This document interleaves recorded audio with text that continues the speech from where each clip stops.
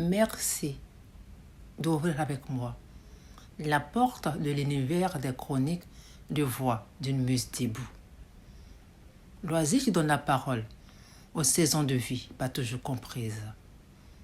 La muse, celle qui se tient debout face à l'adversité, qui prend la parole pour se relever et relever les autres, et fait de sa voix une parole qui libère.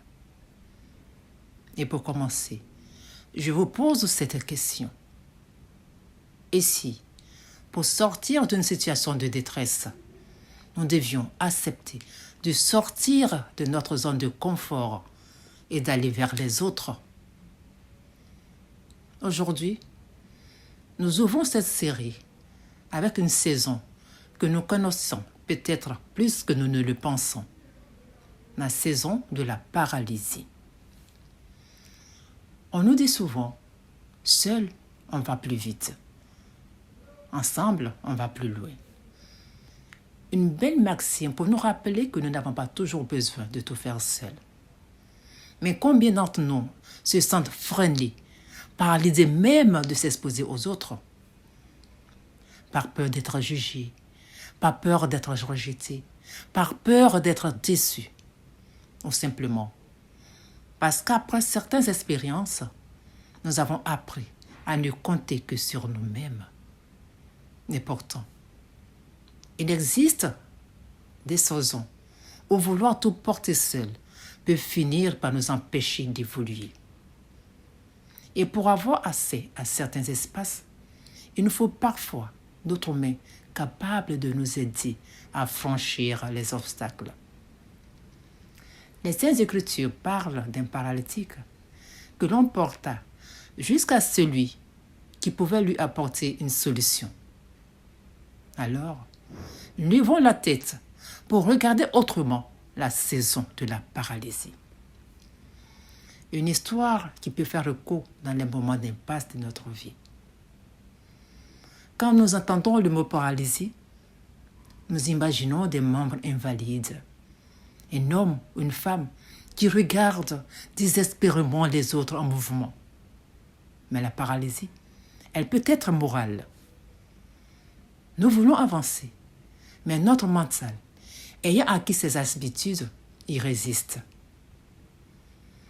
Nous savons toutefois que quelque chose doit changer, mais nous ne savons pas comment nous y prendre.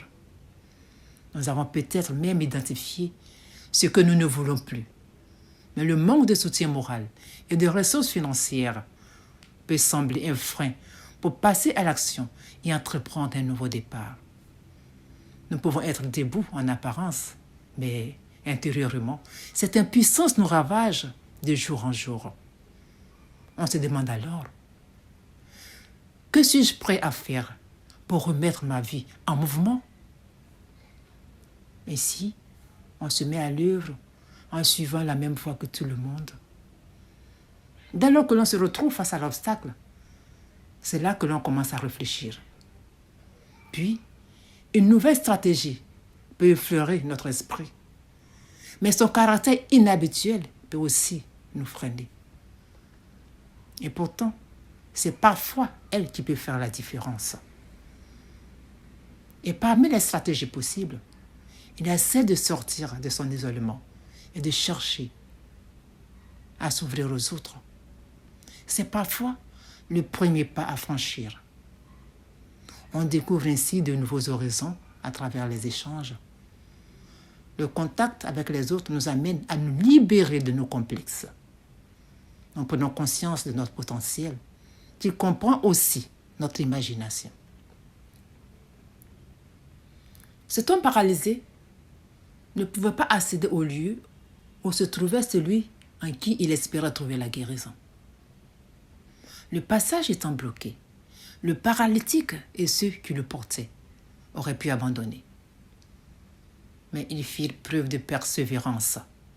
Ils imaginèrent alors une autre voie, passer par le toit. Mais passer par le toit, c'est lever les yeux vers l'infini et percevoir aussi une autre dimension du possible. C'est oser toucher à la structure déjà en place. Ce toit qui protège peut aussi devenir ce plafond de verre qui nous limite.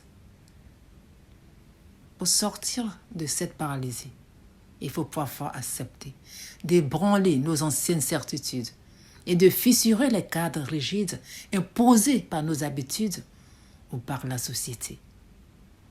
C'est aussi apprendre à nous regarder autrement, à travers notre propre regard.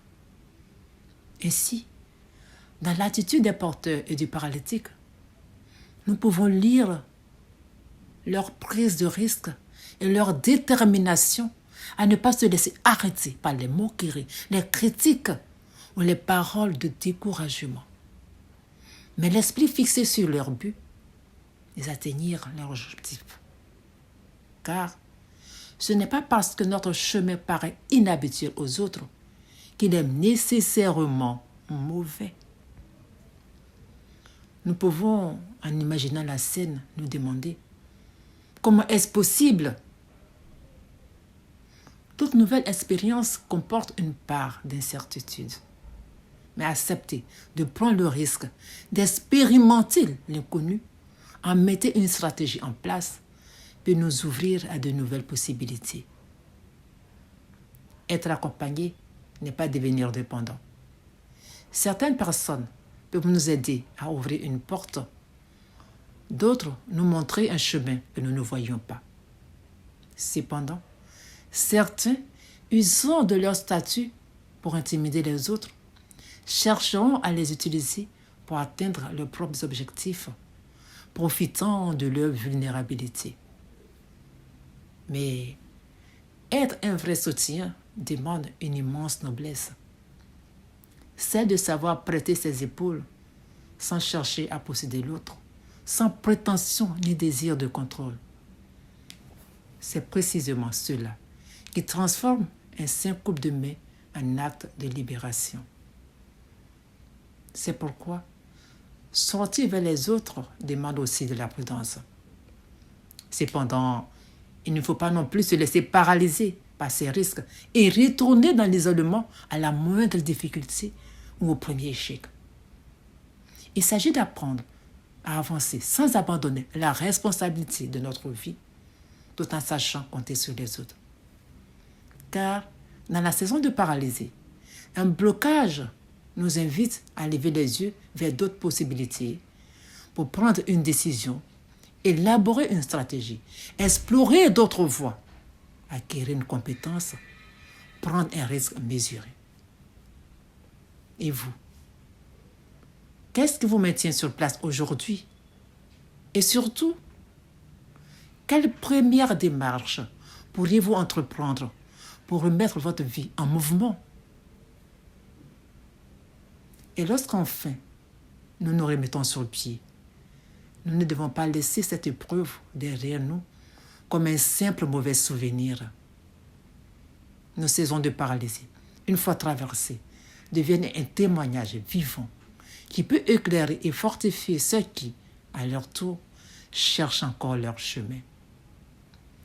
L'expérience acquise sur le terrain nous apprend alors à lever la tête dans les tumultes de la vie pour chercher une issue et continuer d'avancer.